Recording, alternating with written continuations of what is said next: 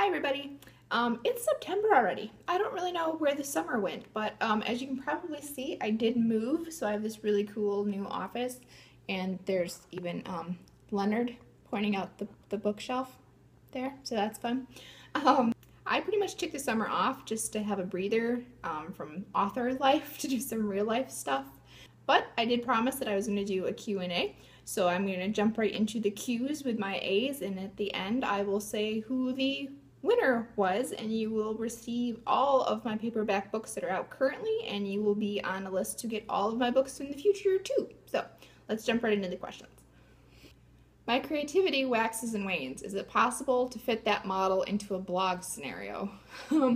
Yes, definitely. Like I said, I kind of took the summer off from even blogging, really. I put some book reviews up here and there, but blogging is really great because you can just you have this whole collection of all of your blog posts. They don't necessarily have to be once a day, once a week, once a month, once a summer, but it just it's a nice way to have an outlet to be able to express yourself, whether that's from like personal blog posts or book reviews or really anything. People blog about everything. So I think blogs are really great to just kind of have that outlet for creativity, and it doesn't have to be with any kind of consistency, I don't think, or that I've seen from a lot of other people. Where does your inspiration come from? Kind of all over. I mean, the main book series is, sorry, cat. The main book series is based off of what I played as kids, so we still kind of have all of that backlog of stories that I use for inspiration, but then also just other things that I read, movies that I watch. I'm very visual, so sometimes I'll see something and it will trigger a whole kind of rabbit trail of ideas that I can then use for inspiration for my own work. I've heard a lot of other authors say this too, and that dreams can be really inspirational.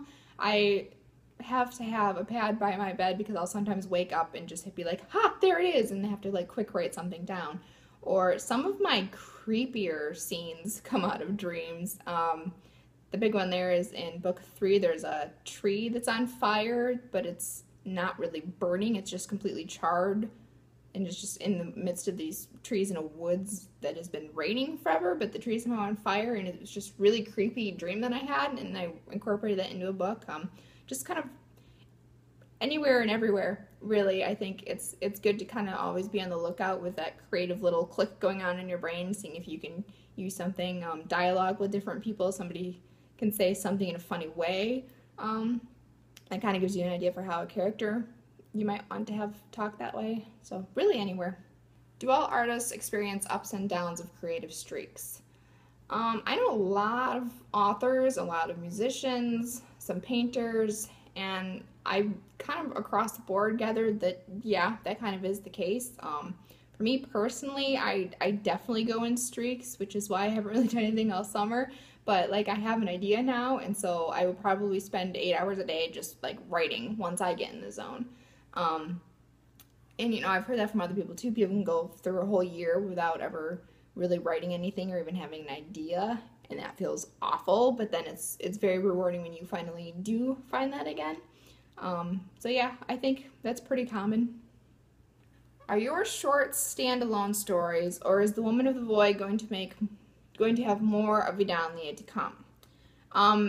Yeah, I've been getting some kind of confusion with the shorts because people are like, oh, it ends abruptly, I want to know more. Like, well, duh, kind of. They're supposed to be teasers for the main series, the main 4 books.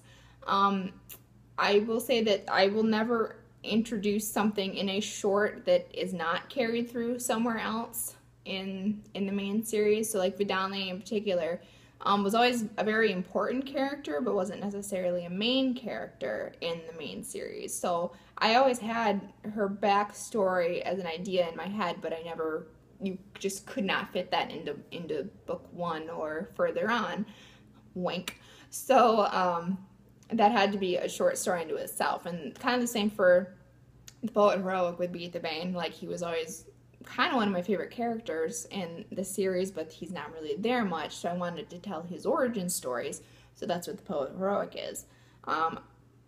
that kind of ties in the next question of when is the next short going to be released and what will it be about? I do have an idea now, and it's kind of coming along. I've kind of got the whole thing figured out. I always have to have an end in mind before I can write a whole thing. I don't know why, that's just how my brain works, but I did come up with an ending for Eben. So that's going to be a short story that ties in with book 2 of the main series. So that's going to be kind of the origin story of the first settlers on Eben and how that all came to be. So that I'm going to work on this winter because I don't know why, but just Eben, anything dealing with that planet has always been much easier for me to get in the zone to write when there's snow and there's cold, and I think it just fits with the planet and it just gets me into that feel a little bit better. So I will be working on that this winter. So let's say spring. That will be done in the spring. How do you think, oh boy, how do you think an author should deal with bad reviews?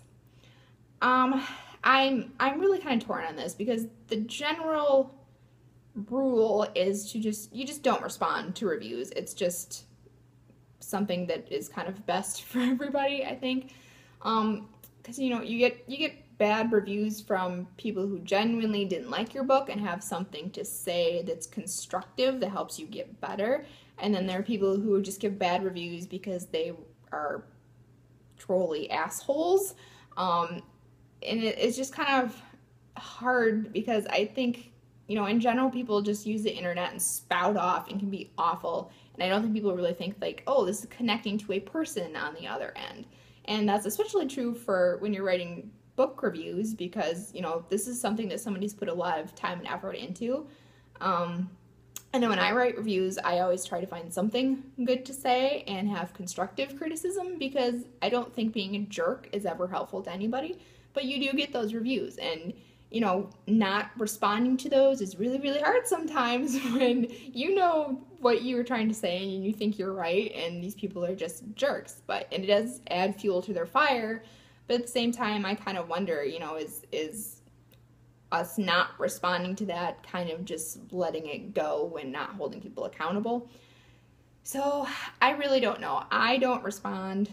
I do in my head, and then I call that the end and let it go. I have one now very successful author friend, but at the beginning of his career, he would, have everyone downvote bad reviews on Amazon and would look up everything he could about the person and just was just so angsty about it and took it so personally. And I definitely think that's something to try to avoid. You have to remember that, art is subjective. Everybody's not going to like what you do. But if people are genuinely just assholes to you online with bad reviews, just try to brush it off and focus on the other good ones because you're going to get good reviews too because people will somebody somewhere will like your work. You've said that The Distant Sound of Violence by Jason Greensides was your favorite read last year. What's your favorite so far this year? Oh, I've read a lot of good stuff. I think kind of my two that I keep thinking about as keep being kind of my favorites were the first book in Tribes of Decay by Michael Garza, and I was lucky enough to get an advanced copy of his second book, which is coming out this month. And that's just really good, kind of a blend of zombie horror, sci-fi, fantasy, and it's just a really unique perspective, I thought, on kind of the post-apocalyptic zombie-ness kind of story. But that's really, really good, and that's one that I just kind of kept thinking on, and the characters were really good. The world was very interesting, and especially after reading the second book, you can kind of see more where he's going with it, and it's just a unique spin on the whole thing, and his writing is really, really good. I followed him for a while.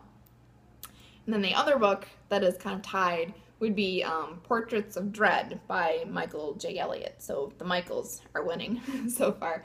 That is it's a really just funny and warped collection of short stories that are kind of horror in how Twilight Zone is horror. They all start kind of normal and you're okay, and then there's just some flip somewhere and you're just bah. And I made that noise multiple times when reading, but those are really, really good too. So I would definitely recommend those two books.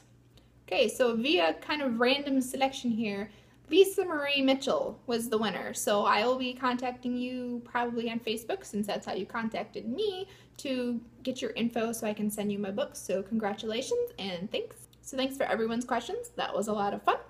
I will be getting back to trying to post videos, updates monthly, to at least hold myself accountable so that I get writing a little bit more now that summer is pretty much over. So hope everyone had a good summer, and I will see you next month.